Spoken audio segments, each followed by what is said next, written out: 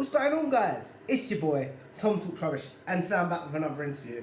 And following on from a series of interviews I've done, where basically I've talked to people about how the global pandemic has affected people. Today, I am joined by my... I always feel weird on how to pronounce you. Technically sister. Yeah, it's a long story. We're not going into that one. But to basically, this is Jade, and she is an amazing teacher. So I thought today we would talk about how teaching has been affected because of the pandemic. So let's get into it. First of all, welcome to the show, Jade. Thank you for doing this for me. I'm excited. So before we get on to the global blur, as we call it, I thought we would talk about how and why did you want to become a teacher? I just love teaching in general. It's so nice just to be around a bunch of children and their ideas, and they make me laugh every single day. I always wanted to be a teacher when I was younger. Okay.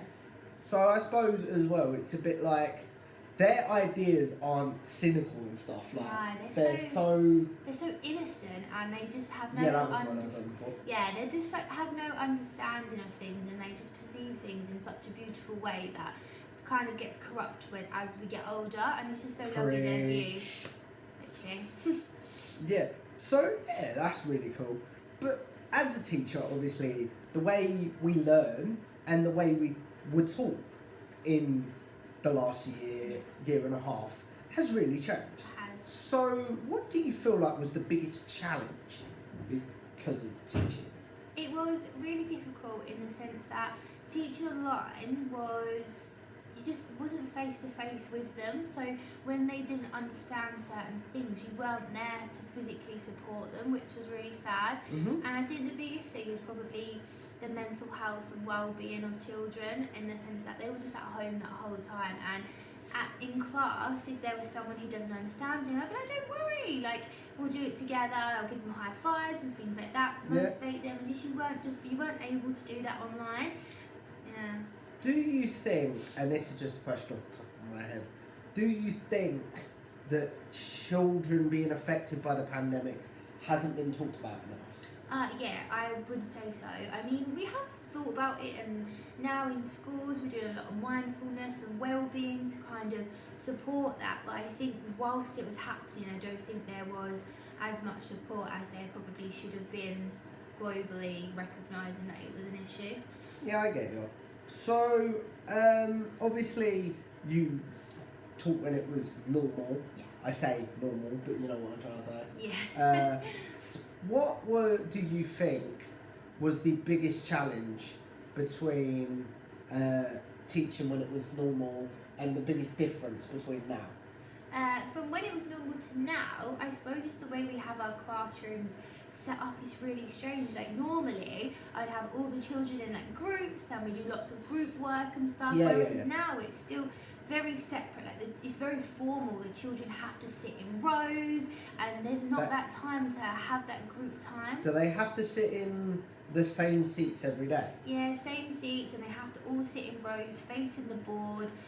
Whereas before they'd all swap seats, and they'd face each other, and there'd be a lot of movement, and across the school you'd be able to move into different classes and meet up with other year groups, whereas now there is not that cooperation. It's all year group bubbles now, isn't it? Yeah, we're just in bubbles, and we're not able to mix with other year groups or socialise with them, which is a shame.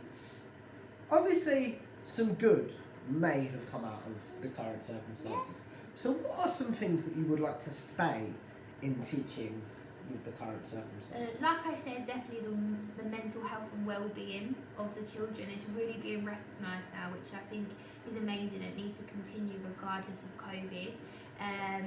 So definitely that, and I think the support that we're providing children at home. So, for example, before when children were off ill, for example, they had no access to work in school unless you physically sent it home. Whereas now we're so up to date with Teams and things like that. If there is anything that children are not able to come into school for certain reasons, we're able to provide work that way. So this is another question off the top of my head. So I apologise because I know you like questions in advance, but is that something that when eventually, if COVID goes away or we find a way to minimise, if you know what I'm trying to say, is Teams something you think should be kept up? If like students ill or. Yeah, I even think for just general homework, like there's this very much this conception that homework is a book that gets sent home and then the children do it and Yeah. they bring it in, whereas we're actually in this, modern day century where why can't their homework be online and easily submitted? Why don't we just use Teams still? Well, yeah.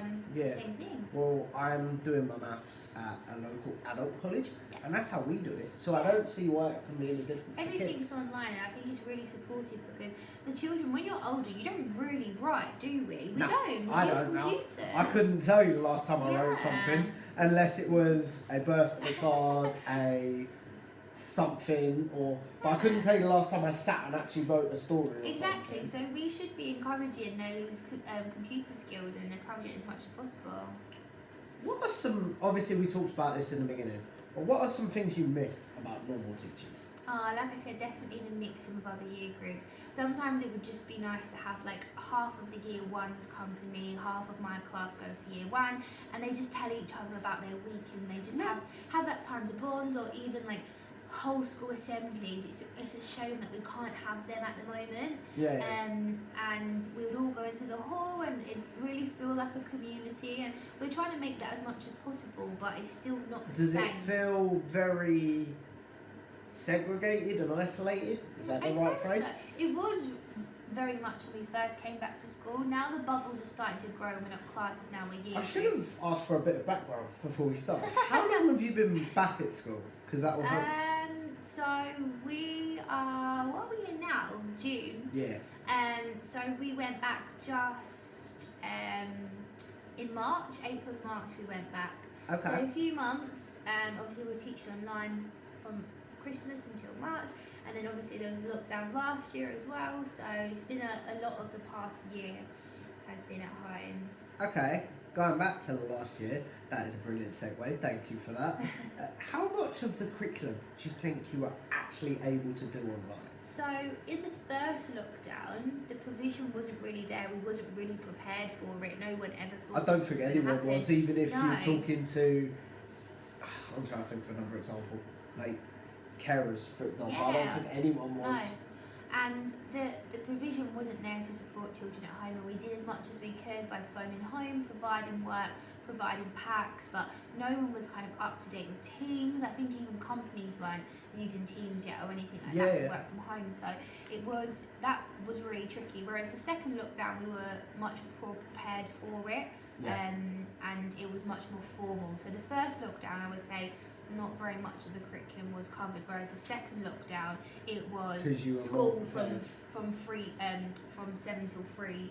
I was going to say 3 in the morning. No, You're mean, from you're 7. mean to your children. From 7 and onwards, like it was like a normal school day online, but the first lockdown it wasn't like that. Okay, so going back to that, what do you think was the hardest lesson to teach? Ooh, I mean, my passion is teaching English, Okay. so it wasn't the same and it wasn't how I would have taught it, but it was still quite easy to do. Yeah. And maths was still quite easy to do as well, but it was I imagine it was something physical. science was hard to do because I like doing a lot of experiments and things, and Oh, I okay. just weren't able to do that. But maths was really hard because parents at home didn't know what I was teaching, so No. the strategies that I was teaching the children. Because one thing that I will say, maths has changed so much Oh, 100%. from when, because we're similar age, aren't we? Yeah. There's like 2 years between us. Yeah, we are. Yeah, like with maths from when we were at school is so Oh different. yeah, like now it's like loads of pictorial images, and the way you represent things are completely I'm just different. gonna say this. I'm sorry. What? Yeah, it's really different. Yeah. So, yeah, parents at home were literally just like, I do not know how to support my child. Like, I haven't got a clue about this method that you're teaching them. I don't know how to support. So, Yeah. I think it was a lot of parent support we had to provide as well in order to support their children at home. So, maths was really tricky as well. Yeah, yeah. So, but what about physical lessons like PE? Yeah, I mean, that was really hard because some children were lucky in the sense that they had outdoor space so they could go outside. Yeah, yeah. But some children, especially in the demographic that I work in, they live in flats. They, I was just they, about to they ask. don't have like outdoor A space. garden or Yeah, or like the local park maybe, but they might have not been able to 9 access times it out as of 10 much. through the first lockdown, Yeah, parks were closed. exactly. So PE was really hard. I didn't personally teach PE. We had someone else to teach it, and then we just kind of like send videos of them like using tea towels and things around the house to try and just encourage them to move. But I think Joe Wicks definitely helped with that. Shout out to Joe Wicks. I had younger. I have nieces and nephews that did a lot of that, and you saw how helpful It was really and helpful. things like that Yeah. were. We've done that.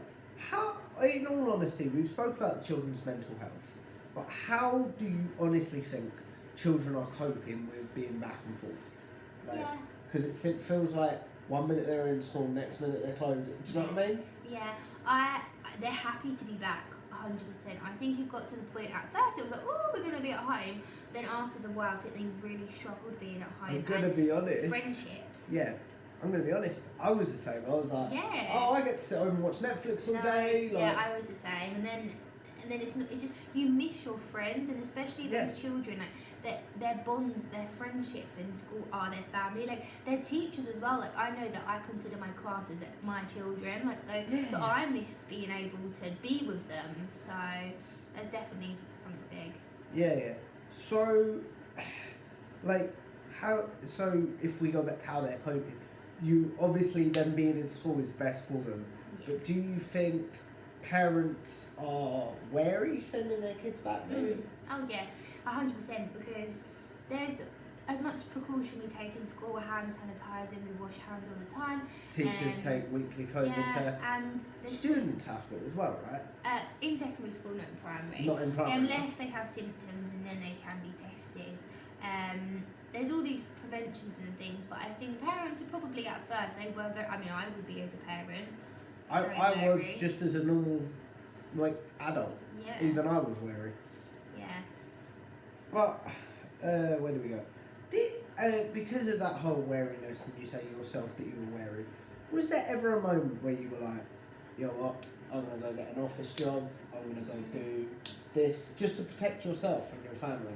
I don't know, when I initially had to go back, I was really nervous. Yeah? And I was just nervous to be around them because if one of the children is crying, they've cut their knee, I'm not gonna, and they run up to me to hug me, I'm not gonna be like, no, you got to stay away. Like you can't physically do that. Because without sounding nasty, You can't. the age group that you teach, Yeah. do they really understand what's going on? No, especially when I first went back. I now teach an older year group, but when I first went back, I taught a really young year group, and that sense of social distancing is an absolute zero. Yeah. And it's a hard concept to be able to. You can't hug your friend, like you can't have contact with them, and it was really hard. But I think the whole time, like I was very grateful that I was able to help, and I got that contact with my children, and I still love teaching as much as I did when it started. So just to sum up that question, even though you were scared, you never had a moment of I'm going to walk away? No, I always wanted to go back. Fair enough. Are you worried with variants going around and maybe people not getting their jabs and what have you?